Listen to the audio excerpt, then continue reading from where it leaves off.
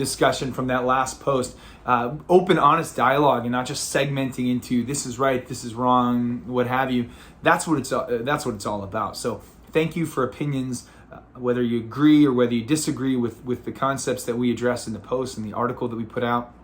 It's all good. Like, we should be able to. That's big time at the heart of the Good Athlete Project, is we should be able to come to the table, have open, honest discussions, and see where that takes us, learn new things about ourselves and about situations. So in that spirit, the reason I think it was kind of a big deal is, a lot of people say that it was a demonstration of passion.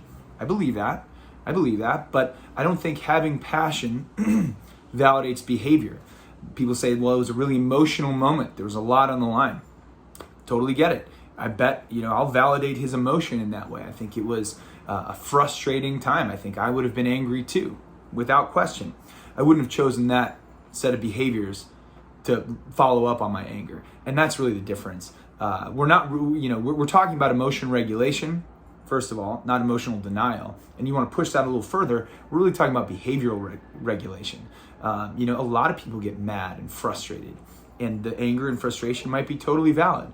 But think of all the tragedy that occurs in the world. You can't let that emotion, strong as it may be, influence your behavior to at least not in a way that negatively impacts the people around you.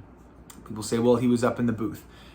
I'm not buying that. He was surrounded by professionals. What other situation would that be appropriate? And would a CEO do that in front of his or her people? If you're the cashier at a grocery store, you might be totally validated in your frustration. Could you just act like that? What if you're a parent at a dinner table in front of your kids? Could you act? There's no other scenario where that's, I would even go as far as to say, somewhat endorsed. So if that's the truth of professional football, then I think professional football has a culture problem, because it's an issue and it ripples out. And here's how I'll wrap this up. Think about when Antonio Brown had his meltdown on the sideline. Think about all the things that ripple out in the atmosphere of athletes, especially post-career. Think about Richard Sherman not too long ago banging on the door of his in-laws' house.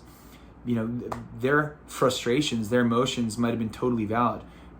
The internet tore those guys apart. So why is this person, just because he didn't realize he was on camera, why is that all of a sudden better than the lack of emotion regulation in those other situations? I really don't think it is. So it actually, if I'm being honest, I think it provides pretty compelling insight into how behaviors like that we saw from Richard Sherman and Antonio Brown might manifest and come to light. All of this comes with a disclaimer that I would never discount someone's mental health struggles. I think we have to look at this with openness and honesty and get people support as they need it. But like, Ken Dorsey lost his cool. I don't think he should be canceled. I don't think he should lose his job. But I think we should be able to talk about it. I thought it was an immature act, and I hope he cleans it up, because I'll be rooting for the Bills the rest of this year.